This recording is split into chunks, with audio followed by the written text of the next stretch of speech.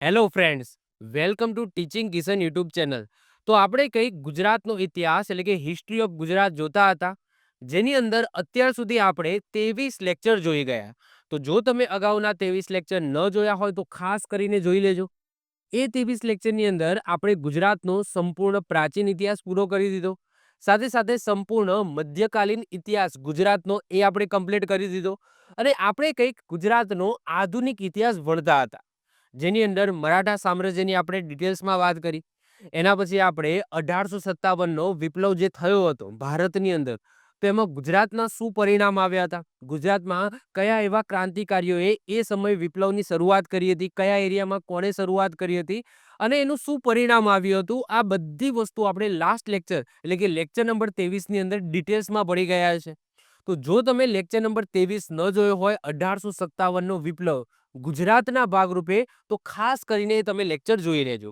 જો હિસ્ટ્રી એક એવો સબ્જેક્ટ છે કે તમારે લાઇનસર ભણવો પડે. કોઈ ટોપિક ભણતા હોય તો એના પહેલા શું થયું હતું અને એનું આગળ શું પરિણામ આવશે, એ તમારે જાણવું હોય તો તમારે આ હિસ્ટ્રીને લાઇનસર one by one lecture by lecture તમારે ભણવું પડે. તો જો તમે અગાઉના લેક્ચર ન જોયા હોય તો ખાસ કરીને તમે જોઈ લેજો, તો જ તમને કોઈ ટોપિક છે હિસ્ટ્રીનો એ ભણવાની મજા આવે. ઓકે, આજના લેક્ચરની અંદર આપણે વાત કરવાની છે ભારતીય રાષ્ટ્રીય કોંગ્રેસ, જેને ઇંગ્લિશમાં કહેવામાં આવે છે ઇન્ડિયન નેશનલ કોંગ્રેસ. હવે આ શું છે? આમ જોતા જ આપણને એક એવું લાગે છે કે આ તો કંઈક સંસ્થા છે, ભારતીય રાષ્ટ્રીય કોંગ્રેસ, ઇન્ડિયન નેશનલ કોંગ્રેસ. તો યસ, સંસ્થા છે. સાહેબ, આ સંસ્થા કઈ રીતના બની? નામ તો સાંભળ્યું જ હશે, ઇન્ડિયન નેશનલ કોંગ્રેસ. આ એક એવી મજબૂત સંસ્થા હતી જે બ્રિટિશરોના સમયમાં બની હતી, અને કોને બનાવડાવી હતી ખબર છે? અંગ્રેજો દ્વારા જ બનાવડાવવામાં આવી હતી, ભારતીય લોકોએ નથી બનાવી. આ જે સંસ્થા બનાવવાનો જે ખ્યાલ છે એ કોને આપ્યો હતો? અંગ્રેજ અધિકારીએ જ આપ્યો હતો, ભાઈ આવી કોઈક સંસ્થા બનાવો. સાહેબ, અંગ્રેજ અધિકારી આવી રીતના ભારતીયોની સંસ્થા બનાવવાનો ખ્યાલ આપે, કારણ કે એ ભારતીયો એકઠા થવાના છે, ઓબ્વિયસલી કોઈ સંસ્થા બને. તો બ્રિટિશરો આવું તો ન જ કરે. તો એના પાછળનું પણ રીઝન હતું. શું રીઝન હતું એ તમારે સમજવું હોય તો 1857નો જે વિપ્લવ છે એ તમારે સમજવો પડે. હવે શું હતું, વન બાય વન એક એક કરીને આપણે ડીપમાં ભણીશું. સૌથી પહેલા તો આ ભારતીય રાષ્ટ્રીય કોંગ્રેસ, આ બહુ મોટો ટોપિક છે. આ એક એવી સંસ્થા છે જે અત્યારે બને છે 1885ની આજુબાજુ બને છે, અને છેક આઝાદી સુધી, આઝાદી પછી પણ આ સંસ્થા રહે છે. ઓકે, અને એના પછી સંસદ ને બધું થઈ જાય છે, પરંતુ આઝાદી સુધી અને આઝાદી પછી પણ એકાદ વર્ષ આ સંસ્થા છે એ એક્ઝિસ્ટ કરે છે.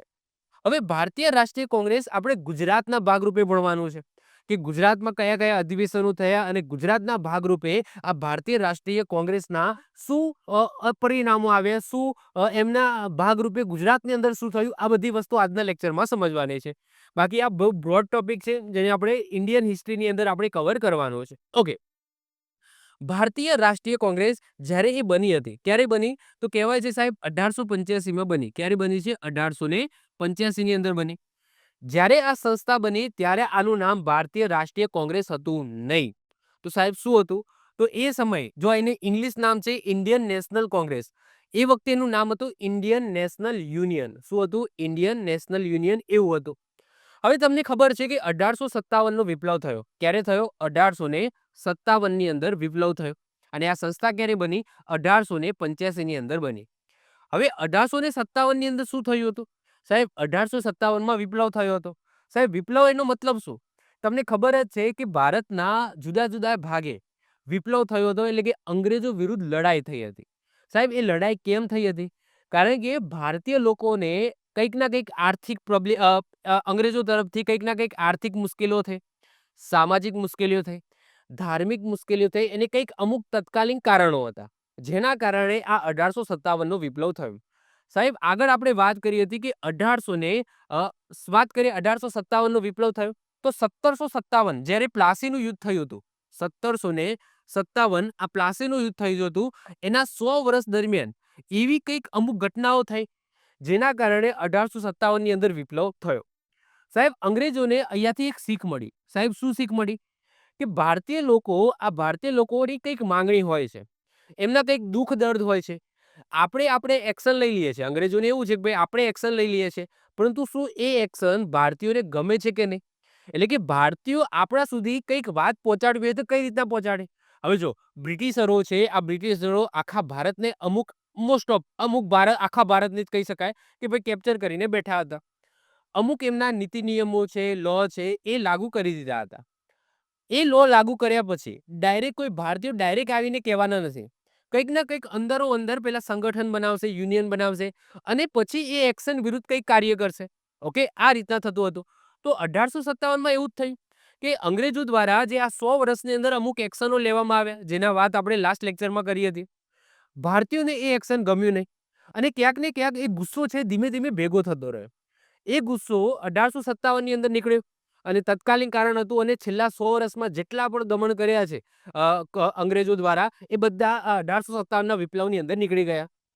તો 1857 દરમિયાન એક અધિકારી હતો જેનું નામ છે A.O. હ્યુમ. કોણ હતો? A.O. હ્યુમ હતો. સાહેબ, A.O. હ્યુમ એ વખતે અધિકારી હતો. એને આ 1857નો જે વિપ્લવ છે એ જોયો છે. આ 1857ની અંદર એટલું તો ખબર પડી ગઈ કે ભાઈ એ સમયે 1857ની અંદર ક્યાંક ને ક્યાંક આપણે કેમ બચી ગયા. કારણ કે જો 1857ની અંદર યુનિટી હોત, ક્યાંક ને ક્યાંક અભાવ રહ્યો યુનિટીનો. અમુક રજવાડાઓ સાથ ના આપે, છૂટાછવાયા આ વિપ્લવ થયો છે, કોઈ એક દિવસે થયો નહીં. તો અંગ્રેજોને સમય મળી રહ્યો અને સમય મળી રહ્યો અને આ યુનિટીનો અભાવ હતો, એના કારણે આ 1857નો વિપ્લવ જોવા જઈએ તો ફેલ ગયો. પરંતુ અંગ્રેજો દ્વારા અહીંયાથી એક શીખ મેળવી. શું શીખ મેળવી? કે આ 1857નો વિપ્લવ ફરી ન થાય આપણે એવું કંઈક કરવું જોઈએ કે ભાઈ જે પબ્લિક છે આ પબ્લિકના કંઈક આપણને રિવ્યૂ મળે. આપણે કંઈક એક્શન લઈએ છીએ તો એનો રિવ્યૂ તરત મળે. એવું નહીં કે ભાઈ આપણે ઘણા બધા એક્શન લઈ લઈએ અને ઘણી બધી વસ્તુઓ એ ભેગી થાય અને એક સાથે નીકળે, ફાટી નીકળે. એવું ન થાય એના માટે A.O. હ્યુમ દ્વારા એ વખતેના જે વાઇસરોય હોય છે, એ વાઇસરોયનું નામ શું હોય છે? એ વાઇસરોયનું નામ હોય છે ડફરીન. ડફરીન છે, આ ડફરીનને એક સલાહ આપવામાં આવી. શું સલાહ આપવામાં આવી? કે ભાઈ તમે એક સંસ્થા બનાવો. એ સંસ્થા છે ને એ અંગ્રેજો અને ભારતીયો વચ્ચે શું મધ્યસ્થીનું કામ કરશે, એટલે કે સેફ્ટી વાલ્વનું કામ કરશે. હવે સેફ્ટી વાલ્વનો મતલબ શું થાય? મધ્યસ્થીનો મતલબ શું થાય? કે ભાઈ અંગ્રેજો દ્વારા કંઈક એક્શન લેવામાં આવે છે, તો ભારતીયોને જો એ ન ગમે તો એમની કોઈક સંસ્થા છે એને કહે અને એ સંસ્થા આપણી જોડે કનેક્ટેડ હોય. એટલે એવું થાય કે ભાઈ જો કોઈ કારણ હોય તો એનું નિરાકરણ તરત આવી જાય. એવું નહીં કે ભાઈ એ કારણ ધીમે ધીમે પછી મોટું સ્વરૂપ ધારણ કરે. તો એક સેફ્ટી વાલ્વ તરીકે અહીંયા એક સંસ્થા છે એ બનાવવાની માંગણી એટલે કે સલાહ કોણ આપે છે? A.O. હ્યુમ આપે છે. એ વખતેના વાઇસરોય હોય છે ડફરીન. આ ડફરીનને સલાહ આપે છે. ઓકે, હવે સેફ્ટી વાલ્વનો મતલબ શું થાય? સેફ્ટી વાલ્વ એટલે હું કુકરના ઉદાહરણથી તમે સમજાવું કે ભાઈ કુકર છે. આ કુકરને તમે નીચેથી સળગાવો. ઓકે, પાણી ભરેલું છે, ચલો કુકરની અંદર નીચેથી સળગાવો તો વરાળ બનવાની. હવે માની લો કે એ વરાળ છે, એ વરાળ બહાર નીકળવાની જગ્યા ન હોય તો શું થાય? કુકર ફાટી જાય. એવું ને એવું કંઈક 1857ની અંદર થયું હતું કે ભાઈ નીચેથી ગરમ થતું હતું, એટલે કે નીચેથી અંગ્રેજો દ્વારા એક્શન લેવામાં આવતું હતું. હવે એ કુકરની અંદર ભરાઈ રહ્યું હતું. ઓકે, સેફ્ટી વાલ્વ હતો નહીં, એ વરાળને બહાર નીકળવાની જગ્યા હતી નહીં. પરંતુ એ 1857ની અંદર કુકર ફાટી ગયું. ઓકે, એટલે કે એનું પરિણામ બહુ મોટું આવ્યું. પરંતુ જો સેફ્ટી વાલ્વ હોય, એટલે કે ઉપર કુકરની સીટી હોય, તો એનાથી શું થશે કે નીચેથી કોઈક એક્શન લેવામાં આવશે, વરાળ બનશે, પરંતુ એ વરાળ છે એ સીટી એટલે કે જે સંસ્થા છે એ સંસ્થાના માધ્યમથી બહાર રિલીઝ થઈ જશે. ધીમે ધીમે રિલીઝ થતી રહેશે. તો આ સેફ્ટી વાલ્વના કોન્સેપ્ટથી આ સંસ્થા છે એ બનાવવાનો ખ્યાલ આવે. આનો મેઇન ઉદ્દેશ્ય શું હતો? કે ભારતીયોને કંઈક સલાહ સૂચન કે કંઈક અંગ્રેજોને કંઈક કહેવું હોય તો વચ્ચે એક સંસ્થા છે અને એવી જ રીતના અંગ્રેજોને ભારતીયોને કંઈક સંદેશો પહોંચાડવો હોય તો વચ્ચે એક સંસ્થા છે કે ભાઈ ભારતીય રાષ્ટ્રીય કોંગ્રેસ, એ વચ્ચે મધ્યસ્થીનું કામ કરશે. તો એના ભાગરૂપે આ સંસ્થા છે એ બનાવવામાં આવી હતી. ક્લિયર છે? ઓકે, તો કોને બનાવી હતી? તો A.O. હ્યુમ. આ A.O. હ્યુમનો ખ્યાલ હતો. વખતે વાઇસરોય કોણ હતા? તો કોણ હતા? ડફરીન હતા. કોણ હતા? ડફરીન. ક્લિયર? આટલી વસ્તુ ક્લિયર છે કે આ સંસ્થા છે એ કેમ બની છે. આની ડીપમાં વાત હજુ આપણે જ્યારે ઇન્ડિયન હિસ્ટ્રી ચલાવીશું ત્યારે જોઈશું. ઓકે, તો તમને ઉપર છેલ્લી ખ્યાલ આવી ગયો. ઓકે, ચલો. હવે તમારા માઇન્ડની અંદર થાય કે સાહેબ આ કોઈ એવી પહેલી સંસ્થા હતી જે આ રીતના અંગ્રેજો અને ભારતીય લોકો વચ્ચે કંઈક મધ્યસ્થીનું કામ કરતી હતી? તો ના, આના પહેલા પણ અમુક સંસ્થાઓ બનાવવામાં આવી હતી. હા, આટલી સ્ટ્રોંગ નથી, આટલી કોઈ કહેવાય છે કે ભારતીય લોકો દ્વારા બનાવવામાં આવી હતી. એમાં કોઈ અંગ્રેજોનો સાથ સરકાર હતો નહીં. જ્યારે આ જે ઇન્ડિયન નેશનલ કોંગ્રેસ બની એમાં ભારતીયોનો પણ સાથ સરકાર હતો, સાથે સાથે અંગ્રેજોનો પણ સાથ સરકાર હતો. તો આના પહેલા એવી કોઈ સંસ્થાઓ બનેલી છે એની વાત કરી લઈએ. તો ઈસવીસન 1836ની અંદર રાજા રામમોહન રાય દ્વારા અને એમના સાથીદારો દ્વારા એક સંસ્થા બનાવવામાં આવી હતી.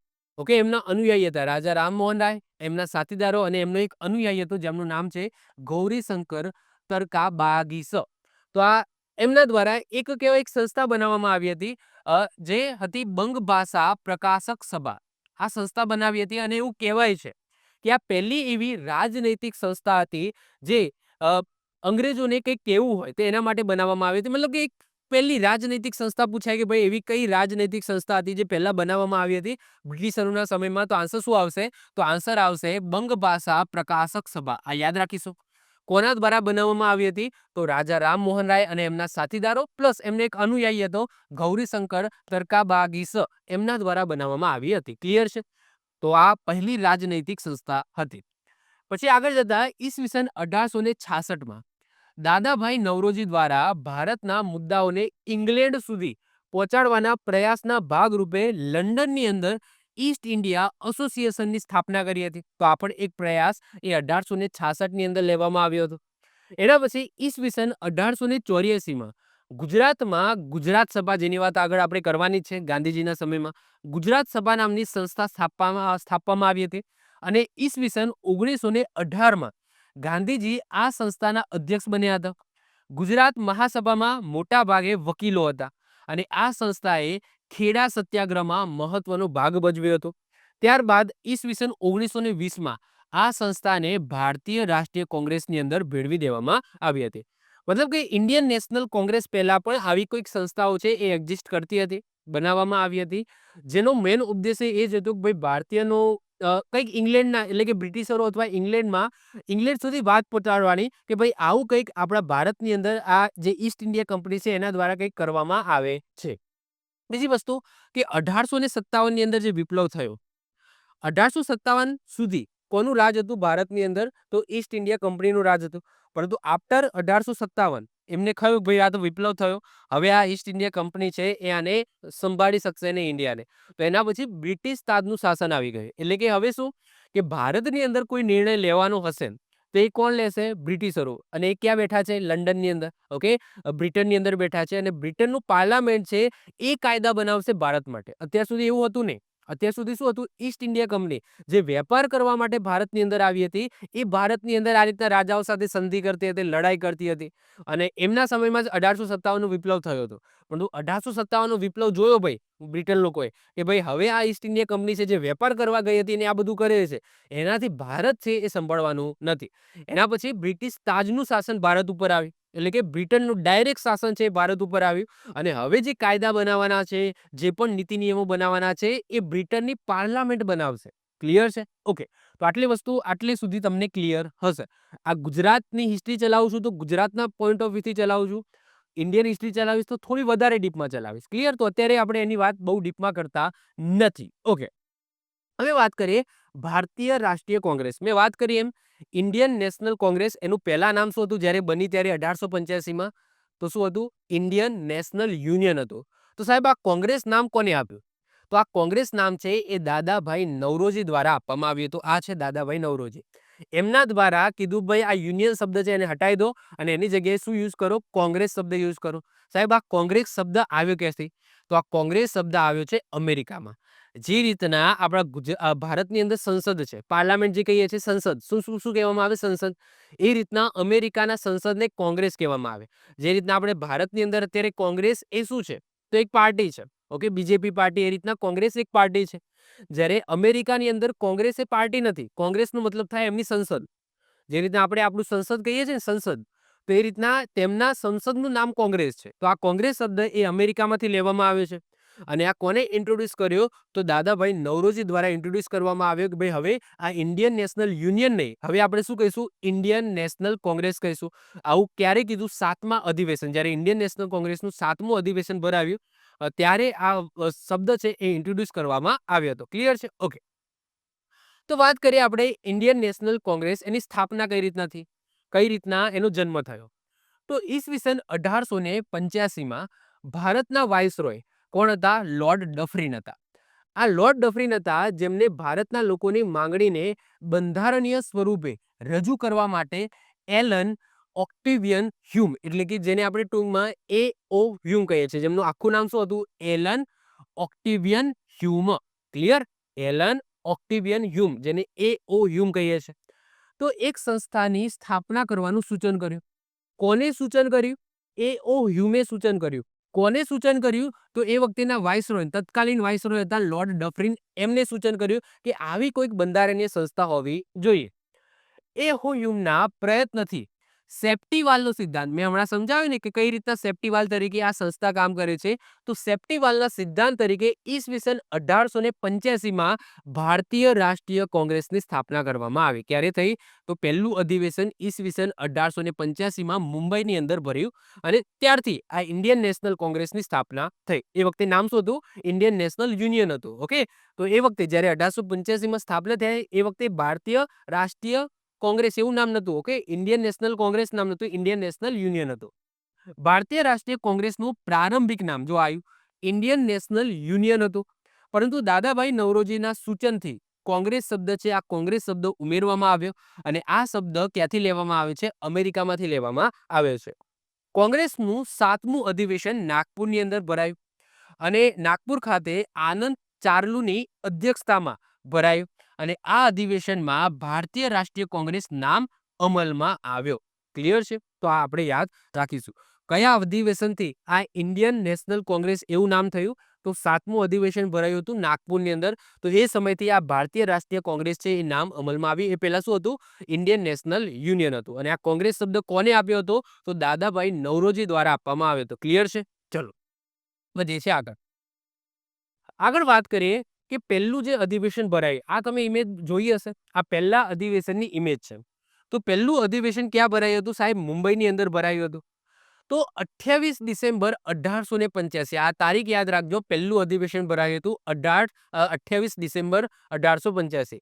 નોર્મલી જે ઇન્ડિયન નેશનલ કોંગ્રેસના અધિવેશન ભરાતા એ ડિસેમ્બર મહિનાના છેલ્લા અઠવાડિયામાં ભરાતા. ઓકે, નક્કી જ હતું કે ભાઈ ડિસેમ્બર મહિનો આવે અને વર્ષમાં એક જ વાર ભરાય. ઓકે, વર્ષમાં આખા વર્ષમાં એક જ વાર ભરવાનું. આ બધા ભેગા થતા. ક્યારે ભેગા થતા? ડિસેમ્બર મહિનાના છેલ્લા અઠવાડિયે ભેગા થતા, અધિવેશન ભરતા.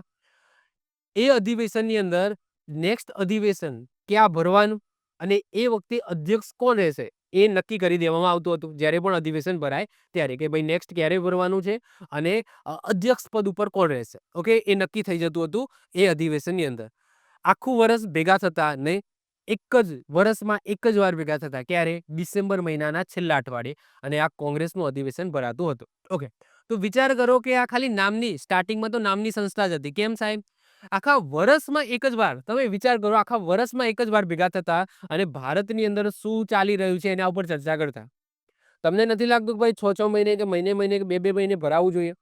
તો જ, કારણ કે પબ્લિકની કંઈક ડિમાન્ડ હોય. તમે આખા વર્ષમાં એક જ વખત ભરો. ઓકે, અને એમાં ચર્ચા કરો ભાઈ આ અંગ્રેજોએ આવું ખોટું કર્યું, આમ કર્યું. અને એ પણ આ પણ શું કરતા હતા સ્ટાર્ટિંગમાં? કશું નહીં, અરજી આપવાની. ઓકે, સમજી લો કે કંઈક ઇન્ડિયન લોકોને, ભારતીય લોકોને કંઈક પ્રોબ્લેમ હોય તો આ લોકો ભાઈ આવતા, અરજી લખતા. કોને લખતા? અંગ્રેજોને અરજી લખતા કે ભાઈ આ વસ્તુ અમને ગમી નથી આમાં. ઓકે, અને પછી એ આપી દેતા અંગ્રેજોને. અંગ્રેજોને માનવું હોય તો માને, ના માનવું હોય તો કંઈ નહીં. ઓકે, આ રીતના સંસ્થા ચાલતી હતી. મતલબ કે સંસ્થા સ્ટાર્ટિંગમાં તો નામની હતી. ઓકે, ખાલી ભારતીયોનો રિવ્યુ લે, પત્ર લખે ભાઈ અંગ્રેજોને કે ભાઈ આ વસ્તુ ગમતી નથી, આમાં કંઈક સુધારા વધારા થાય તો કરો. ઓકે, આ રીતના કહીને આમ આપી દેતા. ઓકે, તો આવી રીતના સંસ્થા ચાલતી હતી. તો 28 ડિસેમ્બર 1885ના રોજ ભારતીય રાષ્ટ્રીય કોંગ્રેસનું પ્રથમ અધિવેશન મુંબઈની અંદર ભરાય. મુંબઈમાં પણ કઈ જગ્યાએ? તો આ યાદ રાખજો, ગોવાળિયા ટેંક ખાતે એક સંસ્કૃત વિદ્યાલય આવેલું છે જેનું નામ છે ગોપાળદાસ તેજપાળ. કોઈ જગ્યાએ ગોકુળદાસ પણ લખેલું છે. તો ગોપાળદાસ તેજપાળ સંસ્કૃત વિદ્યાલયની અંદર ભરાયું. અને આ સભાના અધ્યક્ષ કોણ હતા? તો WC બેનર્જી હતા. એટલે કે આખું કહીએ તો વ્યોમેશચંદ્ર બેનર્જી હતા. આ ખાસ યાદ રાખજો કે 1885માં ઇન્ડિયન નેશનલ કોંગ્રેસનું પ્રથમ અધિવેશન ભરાયું. કઈ જગ્યાએ? મુંબઈ. મુંબઈમાં પણ ક્યાં? તો ગોવાળિયા ટેંકમાં આવેલી ગોપાળદાસ તેજપાલ સંસ્કૃત વિદ્યાલયની અંદર ભરાય. જેમાં અધ્યક્ષ કોણ હતા? તો WC વ્યોમેશચંદ્ર ઓકે બેનર્જી, જે આખું નામ છે WC બેનર્જી કહેવામાં આવે છે. તો વ્યોમેશચંદ્ર બેનર્જી હતા. અહીંયા પહેલા 3 અધિવેશનની માહિતી છે. નોર્મલી પૂછાય છે પહેલા 3 અધિવેશન, એટલા માટે અહીંયા કોષ્ટકમાં બતાવ્યા છે. પછી જે મહત્વપૂર્ણ અધિવેશન હોય કે કોઈ અધિવેશનની અંદર કોઈ મહત્વપૂર્ણ કાર્ય કરવામાં આવેલું હોય અથવા કોઈ એવી ઘટના બની હોય તો એ આપણે જે અધિવેશન છે એ યાદ રાખીશું. ક્લિયર? બાકી નોર્મલી આ પહેલા 3 છે એમાંથી પૂછાતા હોય છે, જેમાં પહેલું અને બીજું ખાસ મહત્વનું છે. આમાંથી ક્વેશ્ચન બનેલા છે. ઓકે, તો અહીંયા ઇમેજ પણ તમે જોઈ શકો છો. આ છે દાદાભાઈ નવરોજી, જે grand old man of India, okay, તરીકે ઓળખાય છે. અને એ તમે જોઈ શકો પહેલું અધિવેશન ભરાયેલું છે. કેટલા લોકો આવ્યા હતા એ મહત્વપૂર્ણ છે. 72 લોકો આવ્યા હતા. કેટલા? 72 લોકો પહેલા અધિવેશનની અંદર આવ્યા હતા. એ ત્યારની ઇમેજ છે. ઓકે. પહેલા 3 અધિવેશનની વાત કરીએ તો 1885માં ભરાયું હતું મુંબઈ ખાતે.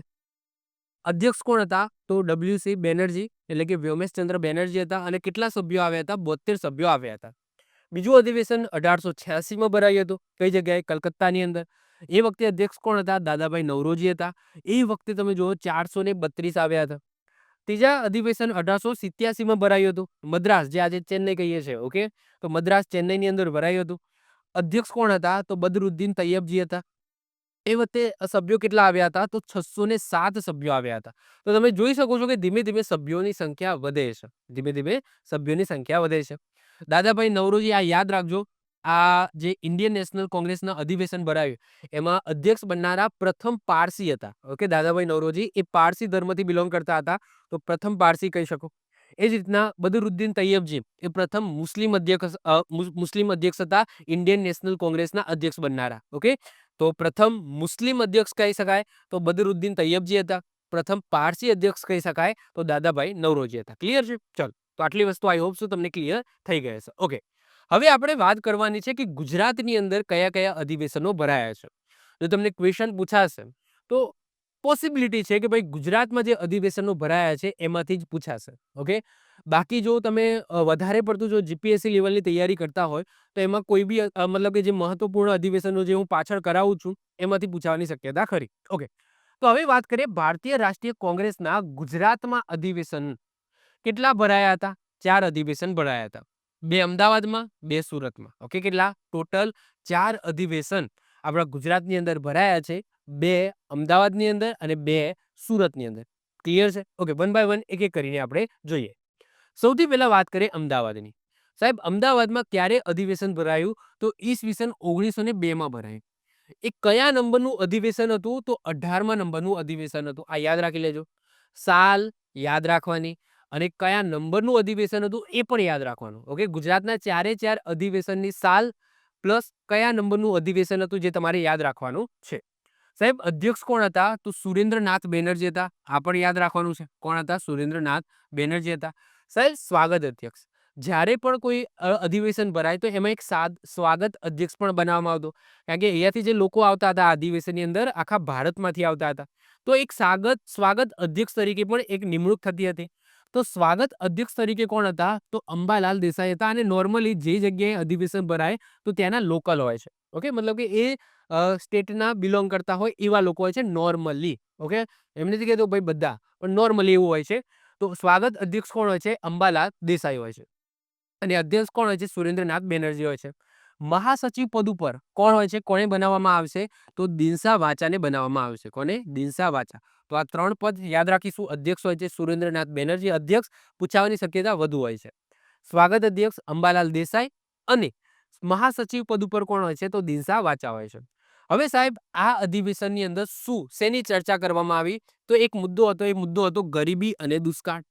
હવે તમને એવું થાય કે સાહેબ આ ગરીબી અને દુષ્કાળનો મુદ્દો કેમ લીધો? ઓકે, આ અધિવેશનની અંદર તો તમને ખબર છે 56નો દુકાળ પડ્યો હતો. જ્યારે આ અધિવેશન ચાલતું હતું ત્યારે 56નો દુકાળ ચાલુ હતો.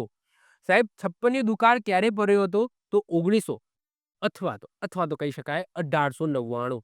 ઓકે, 1899 થી લઈ 1900 એટલે કે આ વર્ષની અંદર 56નો દુકાળની શરૂઆત થઈ હતી. સાહેબ, કેટલા વર્ષ રહ્યો? 5 વર્ષ. કેટલા વર્ષ? 5 વર્ષ સુધી આ 56નો દુકાળ રહ્યો. સાહેબ, ક્વેશ્ચન થાય કે સાહેબ આને 56નો દુકાળ શું કરવા કહેવામાં આવે છે? સાલ 1900 છે, 1899 છે, તો 56નો દુકાળ શું કરવા કહેવામાં આવે છે? કારણ કે અહીંયા આપણે વિક્રમ સંવતની વાત કરીએ છીએ. સાહેબ, વિક્રમ સંવત કઈ રીતના મળે? જે પણ આપણી ઈસવીસન સાલ હોય એમાં +56 કરી દો. ઓકે, તો કઈ સાલ મળે? વિક્રમ સંવત મળે. તો 1900 + 56 કરી દો તો શું મળી જાય? 1956 મળી જાય. ઓકે, તો આ વિક્રમ સંવતના આધારે આને 56નો દુકાળ કહેવામાં આવે છે. ક્લિયર?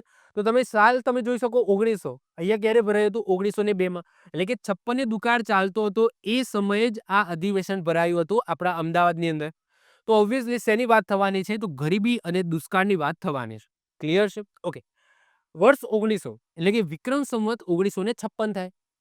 એમાં આવેલા 56ના દુકાળના કારણે આ અધિવેશનમાં મુખ્ય મુદ્દા શું હતા?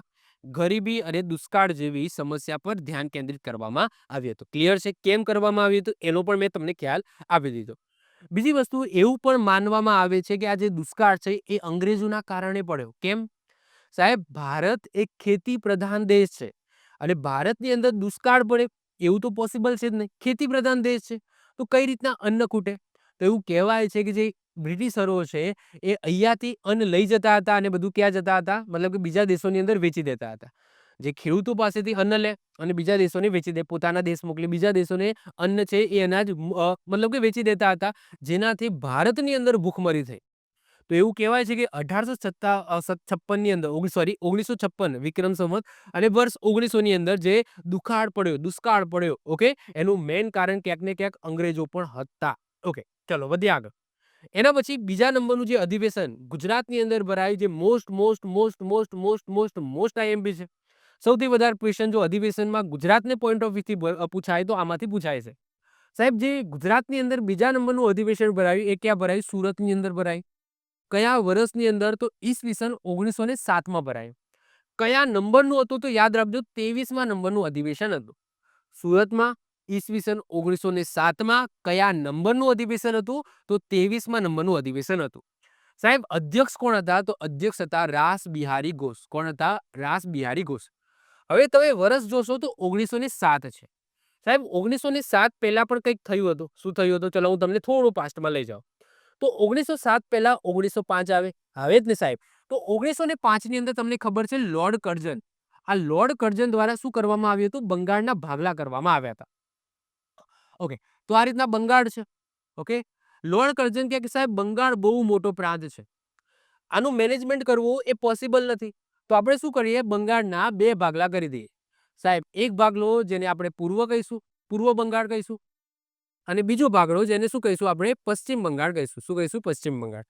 એકચ્યુઅલી આ બાજુનું પશ્ચિમ છે. ઓકે, આ બાજુની દિશા પ્રમાણે કહીએ તો આ બાજુનું પશ્ચિમ બંગાળ. આ પશ્ચિમ બંગાળ છે અને આ બાજુ પૂર્વ બંગાળ. ઓકે, તો બંગાળના લોર્ડ કર્ઝન દ્વારા બે ભાગલા કરવામાં આવ્યા, પૂર્વ બંગાળ અને પશ્ચિમ બંગાળ અને પૂર્વ બંગાળ. એનો તર્ક એવું હતું કે ભાઈ બંગાળ બહુ મોટો પ્રાંત છે, આનું મેનેજમેન્ટ કરવું એ મુશ્કેલ થાય છે, તો આપણે એને બે ભાગમાં ડિવાઈડ કરીને આપણે એનું મેનેજમેન્ટ કરીશું. લોર્ડ કર્ઝન આવું કહેતો હતો, પરંતુ બધાને ખબર હતી કે આ ભાગલા છે કેમ કરવામાં આવે, કારણ કે એની નીતિ જ એવી હતી કે ભાઈ ભાગલા પાડો અને રાજ કરો. સાહેબ, આ ભાગલા પાડો એ કઈ રીતના ભાગલા પાડ્યા હતા? તો એકચ્યુઅલી આ ભાગલા એ ધર્મના આધારે પાડ્યા હતા. હતું એવું કે આ જે બંગાળ પ્રાંત છે, આ બંગાળ પ્રાંતની અંદર આ જે પશ્ચિમ બંગાળ છે, આ પશ્ચિમ બંગાળની અંદર હિન્દુ લોકો છે એની મેજોરિટી વધારે હતી, અને આ જે પૂર્વ બંગાળ છે, આ પૂર્વ બંગાળની અંદર જે આ મુસ્લિમ લોકો છે, આ મુસ્લિમ લોકોની મેજોરિટી વધારે હતી. તો એને શું કર્યું? હિન્દુ અને મુસ્લિમના બે ભાગ પાડ્યા હતા. એને કીધું એવું કે ભાઈ મેનેજમેન્ટ બરાબર નથી, પરંતુ એને ખબર હતી કે ભાઈ આ બંગાળની અંદર પશ્ચિમ સાઈડે હિન્દુ લોકો વધારે રહે છે અને પૂર્વ સાઈડે મુસ્લિમ લોકો વધારે રહે છે. તો આપણે એને જો બે વખત ડિવાઈડ કરી દઈશું તો એક શું ક્યારે પણ એમનામાં યુનિટી રહેશે નહીં. તો એનો ખ્યાલ એવો હતો. તો 1905 માં લોર્ડ કર્ઝને ભાગલા પાડી દીધા. હવે સાહેબ, પ્રજા ગુસ્સે થાય કે નહીં? થાય ને સાહેબ. કોના ઉપર ગુસ્સે થાય? સાહેબ, અંગ્રેજો ઉપર ગુસ્સે થાય, પરંતુ સાથે સાથે ઇન્ડિયન નેશનલ કોંગ્રેસ ઉપર પણ ગુસ્સે થવાની. કેમ? એક તો તમે સંસ્થા બનાવી. સાહેબ, સંસ્થા શું કરવા બનાવી? કે ભાઈ ભારતીય લોકો ઉપર કોઈક પણ દમન થાય છે, કંઈ પણ ખોટું થાય છે તો તમે અવાજ ઉઠાવો. પરંતુ ઇન્ડિયન નેશનલ કોંગ્રેસે કશું કીધું નહીં. બોલો, લોર્ડ કર્ઝને આ રીતના આપણા પ્રાંતના બે ભાગલા પાડી દીધા. ઇન્ડિયન નેશનલ કોંગ્રેસ દ્વારા કશું કહેવામાં આવ્યું નહીં, કોઈ ખાસ એવા પગલાં લેવામાં આવ્યા નહીં. તો જે પ્રજા છે એ એકચ્યુઅલી ઇન્ડિયન નેશનલ કોંગ્રેસ ઉપર વધારે ગુસ્સે થઈ કે ભાઈ તમે સંસ્થા બનાવી છે, તમને તમારી સંસ્થા શું કરવા બનાવી છે? તમને અમે પ્રતિનિધિ તરીકે આ તમે બેઠા છો, તો અમારી જે વાચા છે, જે દમણ થાય છે, કોંગ્રેસો જે કંઈક ખોટું કરે છે તો કંઈક અવાજ તો ઉઠાવો. ઓકે, ખાલી ચિઠ્ઠીઓ લખશો ખાલી? ઓકે, કંઈક તો એવું કંઈક કાર્ય કરો જેનાથી આ ભાગલા રદ થાય કે આ રીતના કંઈક વસ્તુ ના બને. તો ઇન્ડિયન નેશનલ કોંગ્રેસ ઉપર પ્રજા ગુસ્સે થાય છે. સાહેબ, અહીંયા આ મતલબ કે આ વસ્તુ થાય છે, આ જોઈને ઇન્ડિયન નેશનલ કોંગ્રેસની અંદર બે વિચારધારા પડી જાય છે. કેવી બે વિચારધારા? પહેલી વિચારધારા એ શાંતિવાળી હોય છે, બીજી વિચારધારાવાળા એ ઉગ્રવાદી હોય છે. હવે ઓબ્વિયસલી જો અહીંયા 100 જણા હોય તો 100 એ 100 જણાના વિચારધારા સેમ હોવાની જ નહીં. અમુક જે મતલબ કે જવાન હોવાના તો એમ ઉકળતું લોહી હોવાના તે શું કરશે? શરૂ થાય આવું યુદ્ધ કરીશું. અને બીજા શું કહેશે? ના ના ના ના યુદ્ધ ના કરાય, આપણે બંધારણની રીતે, કાયદાની રીતે આપણે શું કરીશું? પત્ર લખીશું, કંઈક કહેશું. ઓકે, તો ઓબ્વિયસલી જ્યારે પણ કોઈ 100 લોકો ભેગા થાય તો એમાં બે વિચારધારા વાળા લોકો હોય ને હોય. અમુક યુદ્ધ વાળા કે ભાઈ આવું શાનું કર્યું? ઓકે, બે ભાગલા ના પાડ્યા. ઓકે, આપણે યુદ્ધ કરીશું, કંઈક ના કંઈક આપણે શું કરીશું? બળવો કરીશું, મતલબ કે ઉગ્ર આંદોલન કરીશું. જ્યારે બીજા વિચારધારાવાળા શું કે ના ના આપણે કાયદાકીય રીતે જઈશું, આપણે શું કરીશું? આ રીતના જઈશું. તો આ રીતના જહાલવાદ અને મવાળવાદ આ રીતના શું કરી દીધા? બે ભાગલા પડી ગયા. એટલે કે બે વિચારધારાવાળા લોકો અહીંયા ઊભા થયા કે આ ઇન્ડિયન નેશનલ કોંગ્રેસની અંદર. કારણ કે પ્રજાનો ગુસ્સો પણ એમનો સામનો કરવો પડ્યો. તો હવે પ્રજાને શાંત કરવા માટે ઓકે, બે વિચારધારા અલગ અલગ કે આપણે કઈ રીતના અંગ્રેજોનો સામનો કરવો, એના આધારે બે વિચારધારા વાળા લોકો છે એ અહીંયા પડી ગયા. ક્લિયર છે? ઓકે. 1905 પછી આવ્યું 1906. સાહેબ 1906 માં અધ્યક્ષ પદ ઉપર કોણ હતા ખબર છે? દાદાભાઈ નવરોજી હતા. સાહેબ દાદાભાઈ નવરોજી છે ને એ બંને વિચારધારા વાળા લોકો માટે સન્માનીય હતા. એટલે કે મવાળવાદ અને જહાલવાદ જે બે વિચારધારા વાળા લોકો પડી ગયા છે, આ બંને માટે સન્માન્ય કોણ હતા? દાદાભાઈ નવરોજી. તો 1906 માં અધ્યક્ષ પદ ઉપર કોણ હતા? તો દાદાભાઈ નવરોજી હતા. એટલે આ જહાલવાદ અને મવાળવાદ આ બંને લોકો કઈ કહી શક્યા નહીં, કારણ કે દાદાભાઈ નવરોજી છે અને બંને વિચારધારા માટે એ સન્માન્ય હતા. તો 1906 ના જે અધિવેશનની અંદર કઈ થયું નહીં. પછી 1906 પછી આવ્યું સાહેબ 1907 અને આ અધિવેશન ક્યાં ભરાયું? આપણા સુરતની અંદર ભરાયું. એકચ્યુઅલી આ સુરતમાં નહીં પરંતુ નાગપુરની અંદર ભરાવાનું હતું, મહારાષ્ટ્રની અંદર ભરાવાનું હતું. પરંતુ ક્યાંક ને ક્યાંક ત્યાં જહાલવાદી લોકો એટલે કે ઉગ્ર વિચારધારા વાળા લોકોની મેજોરિટી ત્યાં હતી, એટલા માટે એને સુરત ખસેડવામાં આવે, એટલે કે સુરતમાં ભરવામાં આવે. ઓકે, મવાળવાદ છે એમની યુક્તિથી એને પછી સુરતમાં કરવામાં આવ્યું હતું. શું છે સમજાવું, આખું વસ્તુ સમજાવું, સમજો. તો 1907 છે એનું અધિવેશન ભરાયું. એમાં નક્કી જ હતું કે આપણે જહાલવાદ મતલબ કે જે જહાલવાદ અને માવળવાદ છે એની ખુરશી ઉછળવાની છે એ નક્કી જ હતું, કારણ કે બે ધારાવાળા લોકો પડી જ ગયા હતા. આ તો 1906 માં દાદાભાઈ નવરોજી હતા અધ્યક્ષ પદ ઉપર, એટલે કંઈક થયું નહીં. ઓકે, બંને શાંત રહ્યા. પરંતુ 1907 માં એ વિચારધારા વાળા લોકો એ પોતાને મતલબ કે એ ઇન્ડિયન નેશનલ કોંગ્રેસ કયા કયા આદેશ ઉપર ચાલશે, એટલે કે કયા પથ ઉપર ચાલશે? બળવાના પદ ઉપર ચાલશે કે શાંતિના પદ ઉપર ચાલશે? એ બે વિચારધારાવાળા લોકો ઓબ્વિયસલી એ ક્યાંક ને ક્યાંક આગળ આવવાના જ છે કે ભાઈ અમારી વિચારધારા પ્રમાણે ચલાવો ઇન્ડિયન નેશનલ કોંગ્રેસ, પેલા કે અમારી વિચારધારા પ્રમાણે ચલાવો. ક્લિયર? તો અહીંયા ખુરશીઓ ઉછળવાની છે. તો એ જ ખુરશીઓ 1907 આપણા સુરતના અધિવેશનની અંદર ઉછળી. ચલો, સૌથી પહેલા અધ્યક્ષ પદ ઉપર કોણ હતા? તો અધ્યક્ષ પદ ઉપર હતા રાસ બિહારી ઘોષ. કોણ હતા? રાસ બિહારી ઘોષ હતા. આ ક્યાંક ને ક્યાંક મવાળવાદ, ઓકે, મવાળવાદ ને બિલોંગ કરતા હતા. મવાળવાદ દેશ મીન્સ કે શાંતિનો. જો હું તમને પહેલા એ બે સમજાવી દઉં. તો જહાલવાદ અને મવાળવાદ, ઓકે, તો આ રીતના બે ભાગલા પડી ગયા હતા. હવે જહાલવાદ શું કહેતું હતું અને મવાળવાદ શું કહેતું હતું? જહાલવાદ છે એ વોટ ધેટ મીન્સ કે ઉગ્ર આપણે આંદોલન કરીએ, બળવો કરીએ એવી વિચારધારા ધરાવતા હતા. અને જે આ મવાળવાદ છે એ શાંતિનો રસ્તો અપનાવવો એવી વિચારધારા ધરાવતા હતા. તો હું તમને ડિફરન્સ સમજાવી દઉં, એના પછી આપણે અધિવેશન ઉપર જઈએ. તો જહાલવાદની વિચારધારા કેવી હતી? તો જહાલવાદી નેતાઓ ઉગ્ર રીતે પોતાની માંગણીઓ રજૂ કરવામાં માનતા હતા. તેઓ નવા સુધારાના બદલે ફરી સ્થાપનાનો વિચાર ધરાવતા હતા. એટલે કે તમે જો કાયદો લાવી દીધો તો એ કાયદાને તમે રદ કરો. કાયદાને રદ કરો, એમાં સુધારો નહીં. એ કાયદો અમને ગમ્યો નહીં તો તમે એને રદ કરી નાખો. ઓકે, ફરી નવો કાયદો બનાવો, એની અંદર સુધારા બુધારાની જરૂર નથી. ઓકે, તો એ નવા સુધારાના બદલે ફરી સ્થાપવાનો વિચાર ધરાવતા હતા. અને જહાલવાદી નેતાઓની અંદર તમને ખબર છે લાલ, બાલ અને પાલ. એટલે કે લાલનો મતલબ શું થાય? લાલા લજપતરાય. બાલનો મતલબ શું થાય? લોકમાન્ય તિલક. અને પાલનો મતલબ શું થાય? બિપિન ચંદ્ર પાલ. ઓકે, લાલ, બાલ અને પાલ હતા જે ઉગ્ર વિચારધારા વાળા હતા. ઓકે, તો લાલ, બાલ, પાલ જે એમની ત્રણ ત્રિપુટી જે કહીએ છીએ એ કઈ વિચારધારા ધરાવતી હતી? તો જહાલવાદની વિચારધારા ધરાવતી હતી. એ જ રીતના મવાળવાદ શું વિચારધારા ધરાવતા હતા? તો મવાળવાદી નેતાઓ પોતાની માંગણીઓને બંધારણીય માર્ગે રજૂ કરવાની અને નમ્રતાથી રજૂ કરવામાં માનતા હતા કે આપણે શાંતિ છે, શાંતિથી આપણે અંગ્રેજો સમક્ષ મૂકીશું, આપણે પ્રસ્તાવ મૂકીશું, ભાઈ આવું ન થવું જોઈએ. મવાળવાદી નેતાઓમાં કોણ કોણ હતા? એક તો રાસ બિહારી ઘોષ હતા. રાસ બિહારી ઘોષ જે અધ્યક્ષ હતા સુરત અધિવેશનની અંદર. તો સુરત અધિવેશનની અંદર જે અધ્યક્ષ પદ ઉપર રહ્યા એ કોણ રહ્યા? મવાળવાદના જે વ્યક્તિ હતા એ રહ્યા. હવે અહીંયા પણ હું તમને કહું છું પછી આગળ. ગોપાલકૃષ્ણ ગોખલે એ પણ શાંતિ ધરાવતા હતા. અરવિંદ ઘોષ છે, સુરેન્દ્રનાથ બેનર્જી, આ બધા લોકો છે એ મવાળવાદની વિચારધારા એ ધરાવતા હતા. જહાલવાદી નેતાઓ સ્વદેશી આંદોલનને સમગ્ર દેશમાં ફેલાવવા માંગતા હતા કે આપણે સ્વદેશી આંદોલન જે રીતના 1857નો વિપ્લવ થયો એ રીતના આખા દેશની અંદર થવું જોઈએ. જ્યારે મવણવાદી એવું કહેતા હતા કે ભાઈ આ તો બંગાળનો વિષય છે, બંગાળના ભાગલા પડ્યા છે, તો આ બંગાળ પૂરતો જ સીમિત રહેવો જોઈએ. તો મવણવાદી નેતાઓ આંદોલનને બંગાળના વિશેષ મહત્વ આપતા હતા કે ભાઈ આ બંગાળ પૂરતું સીમિત રાખો, આખા ભારતની અંદર ફેલાવવાની જરૂર નથી. તો આવી કંઈક વિચારધારાવાળા લોકો છે એ આપણા ઇન્ડિયન નેશનલ કોંગ્રેસની અંદર પડી ગયા. ક્લિયર છે? ઓકે. હવે આવી જાવ આપણા અધિવેશનની અંદર. હવે જો 1905 ની અંદર ભાગલા થયા. 1906 ની અંદર નક્કી હતું. 1906માં નક્કી જેવું જ હતું કે હવે જે નેક્સ્ટ અધિવેશન આવશે, કારણ કે એની અંદર મવાળવાદ અને જવાલવાદ કરવાનું જ છે આપણે. ઓકે, કઈ વિચારધારા થી ઇન્ડિયન નેશનલ કોંગ્રેસ આગળ ચાલશે એ નક્કી કરવાનું છે.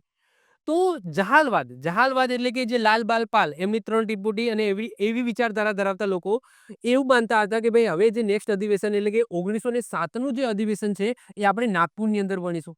ક્યાં? નાગપુર. નાગપુર ક્યાં આવેલું છે? મહારાષ્ટ્રમાં ભણીશું. કેમ? કારણ કે નાગપુરની અંદર જે વિચારધારા છે એ વિચારધારા કેવી છે?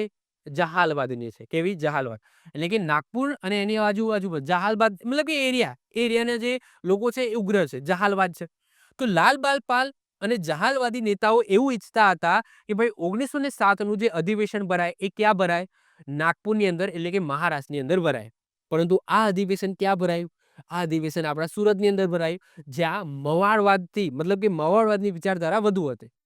તો ઓબ્વિયસલી એ પણ એક કારણ હતું ખુરશીઓ ઉછાળવાનું. ઓકે, તો સમજીએ આપણે. તો ઈસવીસન 1905માં લોર્ડ કર્જન દ્વારા હિન્દુ મુસ્લિમનું પ્રમાણ જોઈ બંગાળના ભાગલા પડ્યા, પૂર્વ બંગાળ અને પશ્ચિમ બંગાળ. સાહેબ પશ્ચિમ જો હું તમને કહું ને તો અત્યારનું તમે જોશો ને ત્યાં પશ્ચિમ દિશા છે, આ પૂર્વ દિશા છે. ઓકે, તો આ સમજી લો કે બંગાળ છે. તો બંગાળના આ રીતના ભાગલા પાડ્યા તો આ પશ્ચિમ દિશા છે, તો આ પશ્ચિમ દિશા ઉપર હિન્દુ મેજોરિટી વધારે હતી અને પૂર્વ દિશા ઉપર મુસ્લિમ મેજોરિટી વધારે હતી. તો આગળ જતા તમે જોશો કે 1947માં બાંગ્લાદેશ બન્યો. એ વખતે બાંગ્લાદેશ નતો કહેવાતો, બાંગ્લાદેશ તો 1971ની અંદર બન્યો યુદ્ધ પછી. પરંતુ 1947 થી લઈને 1971 ત્યાં સુધી આ જે પૂર્વ જે પાકિસ્તાન સાથે હતું તો એને શું કહેતા હતા? પૂર્વ પાકિસ્તાન કહેતા હતા. અને શું કહેતા હતા? પૂર્વ પાકિસ્તાન કહેતા હતા. પરંતુ 1971ની અંદર કયો દેશ બન્યો? તો બાંગ્લાદેશ બન્યો. તો તમે આજે પણ તમે જોઈ શકો છો કે બાંગ્લાદેશ જેની અંદર મુસ્લિમ મેજોરિટી વધારે છે, આ બાજુ બંગાળ છે. ઓકે, આપણું બંગાળ છે એને અડીને જ બાંગ્લાદેશ આવેલો છે. અને બાંગ્લાદેશમાં કઈ મેજોરિટી છે? તો મુસ્લિમ મેજોરિટી તમને જોવા મળશે. તો એ સમય પણ ભાગલા આ રીતના જ પડ્યા હતા. અને 1947ની અંદર પણ જ્યારે દેશ આઝાદ થયો એના પછી જે બાંગ્લાદેશ બન્યો એટલે કે જેને શરૂઆતમાં પૂર્વ પાકિસ્તાન કહેતા હતા. તો પૂર્વ પાકિસ્તાનની અંદર શું હતું? આ જ વસ્તુ હતું, ભાઈ મુસ્લિમો વધારે હતા એટલા માટે આ પૂર્વ પાકિસ્તાન બન્યું. ઓકે, અને આ બાજુ હિન્દુ હતા જે આપણે બંગાળ રહ્યું. ઓકે, ક્લિયર છે? સમજ પડે છે આઈ થિંક. ઓકે, તેથી પ્રજા અંગ્રેજોની સાથે આઈએનસી એટલે કે ઇન્ડિયન નેશનલ કોંગ્રેસ પર પણ ગુસ્સે થઈ અને આઈએનસીમાં વિચારધારાને આધારે બે મત ઉભા થયા. સાહેબ એના પછી 1906 આવી અને 1906ના અધિવેશનની અધ્યક્ષતા કોને કરી? સાહેબ દાદાભાઈ નવરોજી દ્વારા કરવામાં આવી. અને દાદાભાઈ નવરોજી એ બંને એટલે કે જહાલવાદી અને મવાળવાદ આ બંને માટે આદરણીય હતા, એટલા માટે કઈ થયું નહીં. પરંતુ એના પછી એટલે કે ઈસવીસન 1907ના આઈએનસી ઇન્ડિયન નેશનલ કોંગ્રેસના અધ્યક્ષ પદને લઈને કે અધ્યક્ષ પદ ઉપર કોણ રહેશે? જહાલવાદી નેતા રહેશે કે મવાળવાદી નેતા રહેશે? તો અધ્યક્ષ પદને લઈને કેટલાક વિવાદો થયા અને આ વિવાદના અંતે કોંગ્રેસનું ઈસવીસન 1907નું અધિવેશન જે પહેલા નાગપુરમાં ભરાવાનું હતું. ક્યાં? નાગપુરની અંદર. તો નાગપુર ખાતે ભરાવાનું હતું એટલે કે મહારાષ્ટ્રમાં ભરાવાનું હતું. કેમ? કારણ કે મહારાષ્ટ્રમાં જહાલવાદી નેતાઓનું પ્રભુત્વ હોવાથી એવું નક્કી કર્યું કે આપણે આપણી વિચારધારા થોપીશું, જહાલવાદી વિચારધારા થોપીશું, તો આ અધિવેશન મહારાષ્ટ્રમાં ભરાવું જોઈએ. પરંતુ આ સંમેલન ક્યાં ભરાયું? તો આપણા સુરતની અંદર ભરાયું. ક્લિયર છે? તો આ યાદ રાખજો. ઓકે, આગળ વાત કરીએ. જહાલવાદી નેતાઓ કોંગ્રેસના આ અધિવેશનને તેમાંથી લાલા લજપતરાય કે બાળ ગંગાધર તિલકને અધ્યક્ષ બનાવવા માંગતા હતા. જે જહાલવાદી નેતાઓ છે, આ જહાલવાદી નેતાઓ જે જહાલવાદી વિચારધારાવાળા નેતાઓ છે એવું ઈચ્છતા હતા કે આ 1907નું જે અધિવેશન ભરાશે એમાં જે અધ્યક્ષ પદ ઉપર કોણ હશે? આપણા જહાલવાદી નેતા હશે. એટલે કે કાં તો લાલા લજપતરાયને બનાવો, કાં તો બાળ ગંગાધર ટિળકને બનાવો. ઓકે, લાલ બાલ પાલમાંથી બનાવો કાં તો લાલા લજપતરાયમાંથી, મતલબ કે જહાલવાદી નેતા અધ્યક્ષ તરીકે તમે બનાવો. આથી જહાલવાદી અને મારવાડી નેતાઓ વચ્ચે વિવાદ થયો, જેનું સમાધાન કરવા માટે ત્રિકમદાસ ગજ્જર, જે ક્યાંથી બિલોંગ કરતા હતા, આપણા વડોદરાથી બિલોંગ કરતા હતા, પ્રયત્નો કર્યા, પરંતુ કોઈ પરિણામ આવ્યા નહીં. ઓકે, તો આવો એક પ્રયત્ન કર્યો હતો. કોને? ત્રિકમદાસ ગજ્જરે પ્રયત્ન કર્યો હતો, પરંતુ એનું કોઈ ખાસ પરિણામ આવ્યું નહીં. આખરે આ વિવાદના લીધે ઈસવીસન 1907 નું અધિવેશન તોફાની રહ્યું. ઓકે, કોઈ ચર્ચા થઈ જ નહીં. બેઠા એવા જ ખુરશીઓ ઉઠી. ઓકે, બેઠા એવા ખુરશીઓ ઉડી. તો તોફાની રહ્યું અને જહાલવાદ અને મવાળવાદ આમ બે ભાગલા પડ્યા, જે ઈસવીસન 1916 માં લખનૌ અધિવેશનની અંદર એ રદ થયા. ઓકે, આ જહાલવાદ અને મવાળવાદના જે બે ભાગલા પડ્યા, ક્યારે પડ્યા? 1907 માં. ક્યારે રદ થયા? તો યાદ રાખજો, આ જે જહાલવાદ અને મવાળવાદ, જે ઇન્ડિયન નેશનલ કોંગ્રેસના જે ભાગલા છે, એ ક્યારે રદ થયા? તો 1916 માં. 1916 માં અધિવેશન કયું? લખનૌ અધિવેશન. આ લખનૌ અધિવેશનની અંદર રદ થયા. વાત કરીએ બંગાળના ભાગલાની, તો બંગાળના ભાગલા ક્યારે પડ્યા? 1905 માં પડ્યા. અને બંગાળના ભાગલા ક્યારે રદ થયા? તો 1911 માં રદ થયા. કન્ફ્યુઝ ના થતા. બંગાળના ભાગલા 1905 માં પડ્યા અને રદ ક્યારે થયા? 1911 માં રદ થયા. અને આની વાત આપણે ડીપમાં ઇન્ડિયન હિસ્ટ્રીની અંદર કરીશું.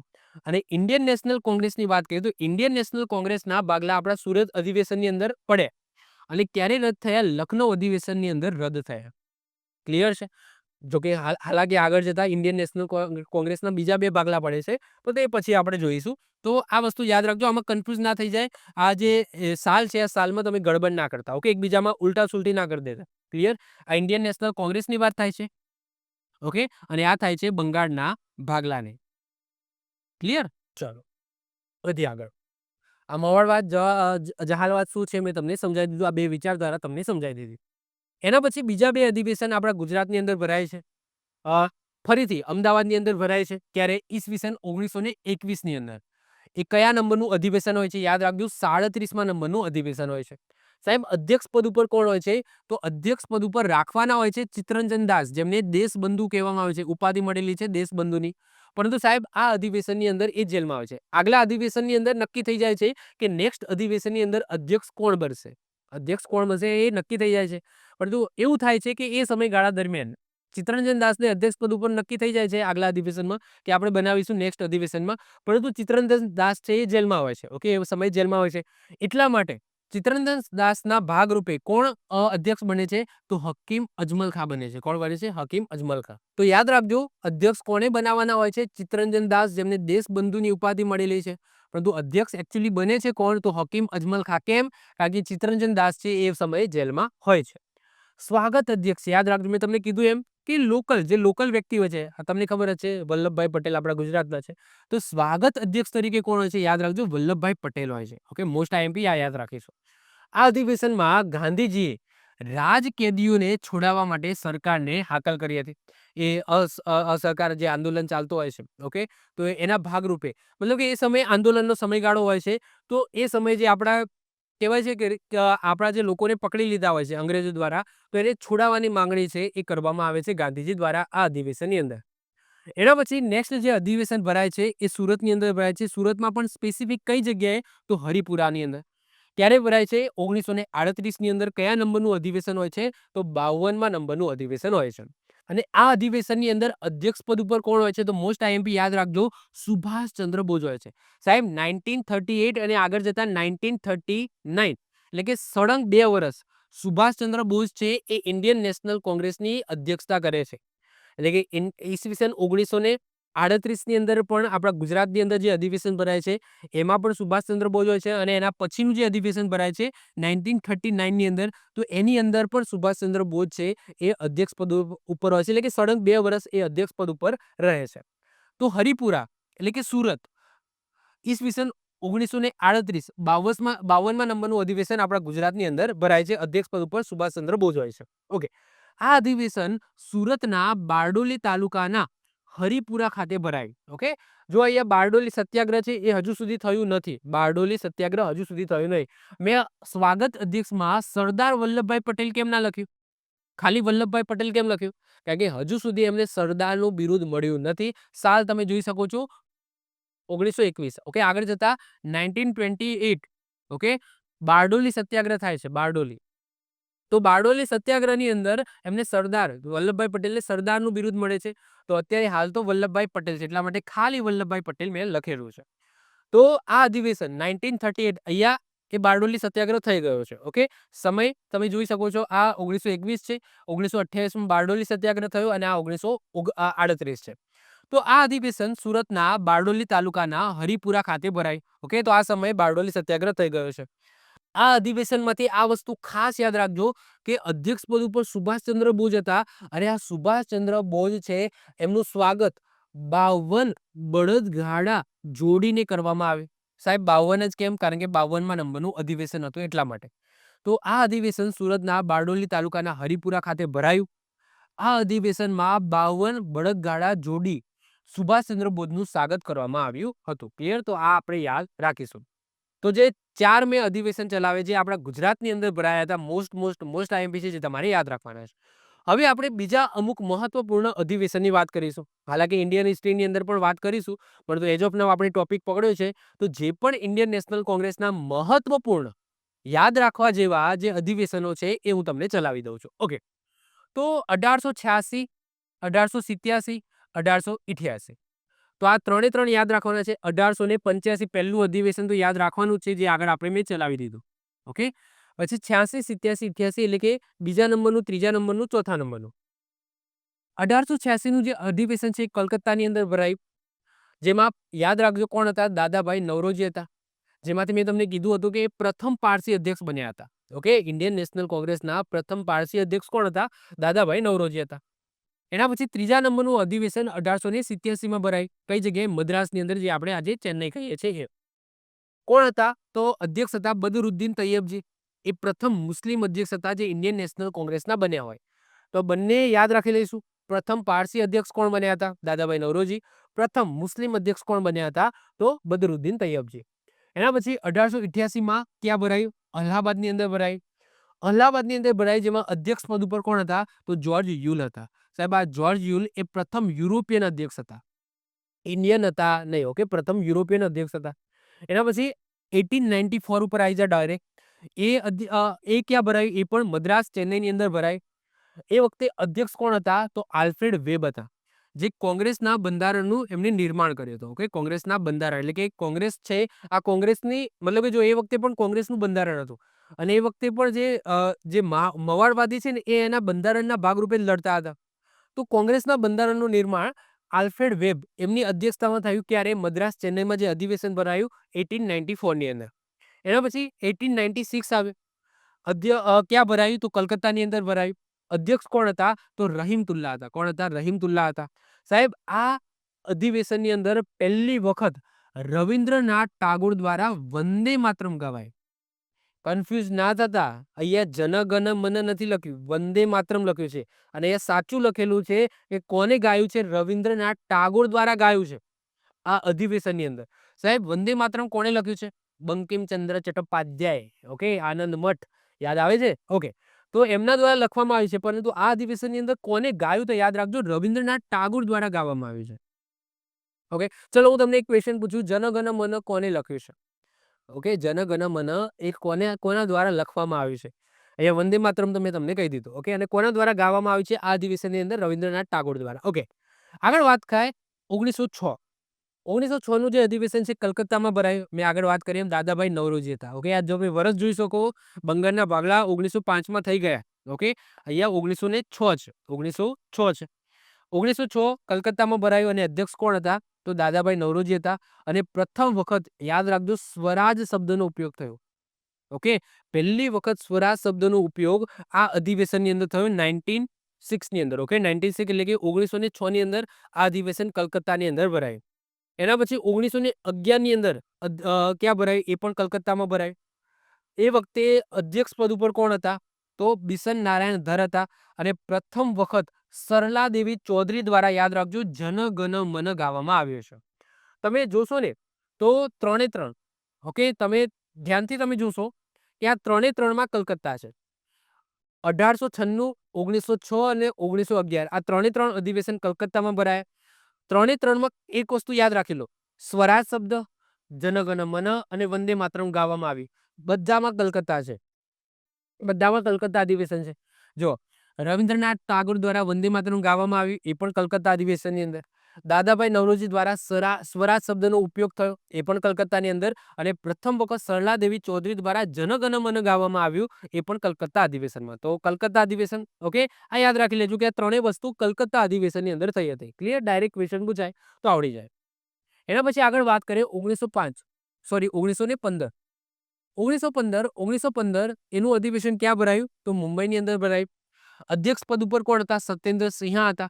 અને લોર્ડ વેલિંગ્ટન દ્વારા પણ આ ઇન્ડિયન નેશનલ કોંગ્રેસનું જે અધિવેશન ભરાય એમાં ભાગ લીધો હતો. 1916 લખનૌની અંદર ભરાયું. અધ્યક્ષ પદ ઉપર કોણ હતા? તો અંબિકાચરણ મજુમદાર હતા. કોંગ્રેસના જહાલવાદ અને મવાળવાદના જે ભાગલા થયા હતા 1906 ની અંદર, 1907 ની અંદર, તો એ જે સુરત અધિવેશનની અંદર જે ભાગલા થયા હતા એ અહીંયા રદ થયા. ઓકે, તો યાદ રાખજો ક્યારે રદ થયા? 1916 ની અંદર રદ થયા હતા લખનૌ અધિવેશનની અંદર. જે આપણા સુરત અધિવેશનની અંદર ભાગલા પડ્યા હતા 1907માં. તો અંબિકાચરણ મજુમદાર અધ્યક્ષ હતા. અને કોંગ્રેસના જે જહાલવાદ અને મવાળવાદના જે બે ભાગલા પડ્યા હતા એનું જોડાણ થયું, એટલે કે એ ભાગલા રદ થયા. એના પછી 1917 કોલકાતા અધિવેશન. યાદ રાખજો એની બેસન્ટ દ્વારા અધ્યક્ષતા કરવામાં આવી હતી. અને એની બેસન્ટ એ આપણા ભારતીય નથી. તો પ્રથમ મહિલા અધ્યક્ષ બન્યા હોય, ઓકે, ઇન્ડિયન નેશનલ કોંગ્રેસમાં, તો એ આ અધિવેશનમાં.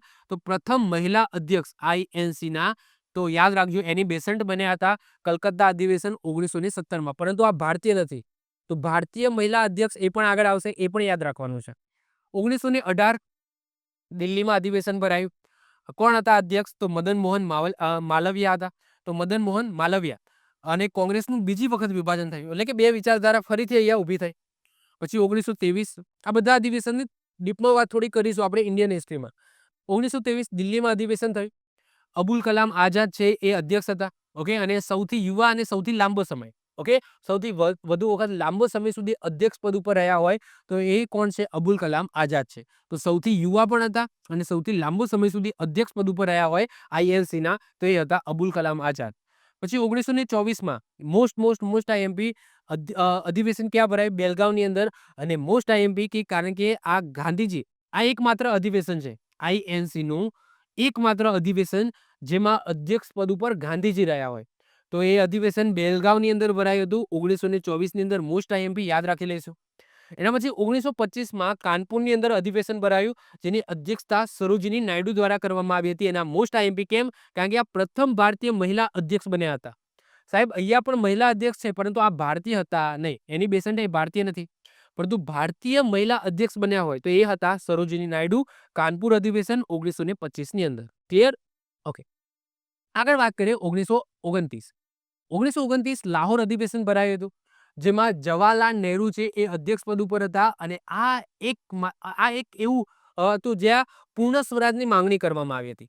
તો પૂર્ણ સ્વરાજનો ઠરાવ છે પસાર કરવામાં આવ્યો કે ભાઈ આપણે પૂર્ણ સ્વરાજ જોઈએ. ક્યારે? પૂર્ણ સ્વરાજ જોઈએ. અને એવું પણ નક્કી કર્યું હતું કે આપણે ધ્વજ ફરકાવવાનો છે. ઓકે, તો ધ્વજ ફરકાવવાનો છે એવું પણ નક્કી કરી દેવામાં આવ્યું હતું 1930 ની અંદર. ઓકે, 26 જાન્યુઆરી 1930. 26 જાન્યુઆરી 1930 આપણે રાષ્ટ્રધ્વજ ફરકાવીશું અને પૂર્ણ સ્વરાજ છે એનો ઠરાવ પસાર કર્યો હતો. અને આવું નક્કી કરવામાં આવ્યું હતું કોના દ્વારા? જવાહરલાલ નહેરુ દ્વારા.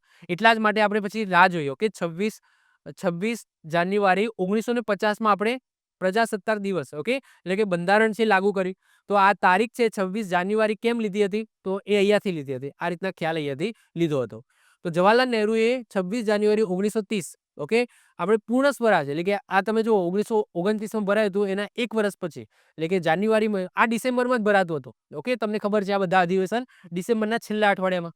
તો એના પછી જાન્યુઆરી આવવાનું, તો 1930નું જાન્યુઆરી આવે, એમાં 26 જાન્યુઆરી 1930 આપણે રાષ્ટ્રધ્વજ ફરકાવીશું, એ આ અધિવેશનની અંદર નક્કી કરવામાં આવ્યો હતો. ક્લિયર? 1931નું અધિવેશન કરાચીની અંદર ભરાયું હતું. સરદાર વલ્લભભાઈ પટેલ એ અધ્યક્ષ પદ ઉપર હતા. અને મોસ્ટ IMP એમને મૂળભૂત અધિકારોની માંગણી કરી. સાહેબ મૂળભૂત અધિકારો તો આપો, અમે બોલી શકીએ, અમારે ફરવું હોય ત્યાં ફરી શકીએ, એવા અધિકારો જે બેઝિક અધિકારો છે એની માંગણી અંગ્રેજો પાસે સરદાર વલ્લભભાઈ પટેલ દ્વારા કરવામાં આવી હતી. અધ્યક્ષ પદ ઉપર હતા, એટલે કે આ અધિવેશનની અંદર મૂળભૂત અધિકારો, ફંડામેન્ટલ રાઇટ્સ, એની માંગણી કરવામાં આવી હતી. 1937 ફૈઝપુરની અંદર અધિવેશન ભરાયું. અધ્યક્ષ પદ ઉપર જવાહરલાલ નહેરુ હતા. મહારાષ્ટ્ર ખાતે ગામડામાં ભરાયેલું હોય એવું એકમાત્ર અધિવેશન. મોટા મોટા શહેરોની અંદર અધિવેશન ભરાતા હોય, પરંતુ નાના ગામડાની અંદર અધિવેશન ભરાયું હોય તો એવું પહેલું અધિવેશન ફૈઝપુર 1937 ફૈઝપુર ક્યાં આવેલું છે? મહારાષ્ટ્રમાં એક ગામડું છે. ઓકે, ત્યાં આવેલું છે. પછી 1939 ની અંદર ત્રિપુરાની અંદર અધિવેશન ભરાય.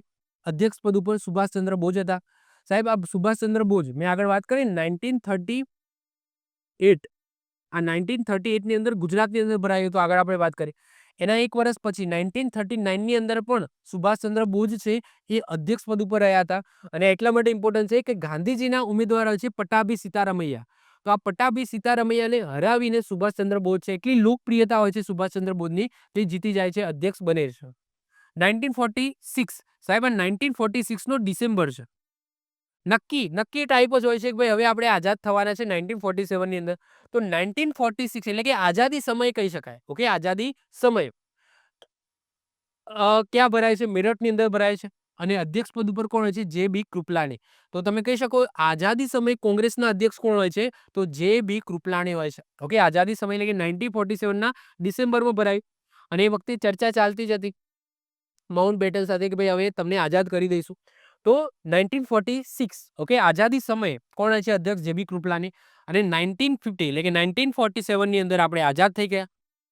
અને ત્યાંથી લઈને 1950 ઓકે, 1950 ના ડિસેમ્બર મહિનામાં એટલે કે પ્રજાસત્તાક પછી ઓકે, તમે કહી શકો આઝાદ ભારતના પ્રથમ કોંગ્રેસના અધ્યક્ષ કોણ બનાવવામાં આવે છે? તો પુરુષોત્તમ દાસ ટંડનને બનાવવામાં આવે છે. એટલે કે પ્રજાસત્તાક ભારત તમે કહી શકો. કારણ કે તમને ખબર જ છે કે 26 જાન્યુઆરી 1950 26 જાન્યુઆરી 1950 બંધારણ લાગુ થઈ ગયું. આપણો દેશ પ્રજાસત્તાક થઈ ગયો. આઝાદ તો 1947 માં જ થઈ ગયા હતા. તો 26 જાન્યુઆરી 1950 પછી ડિસેમ્બર મહિનાની અંદર જ્યારે આ અધિવેશન ભરાયું એ વખતે આપણો દેશ પ્રજાસત્તાક હતો. તો પ્રજાસત્તાક ભારતના અધ્યક્ષ કોણ બન્યા હતા? તો પુરુષોત્તમ દાસ ટંડન બન્યા હતા. આ અધિવેશન નાસિકની અંદર ભરાયું હતું. ક્લિયર?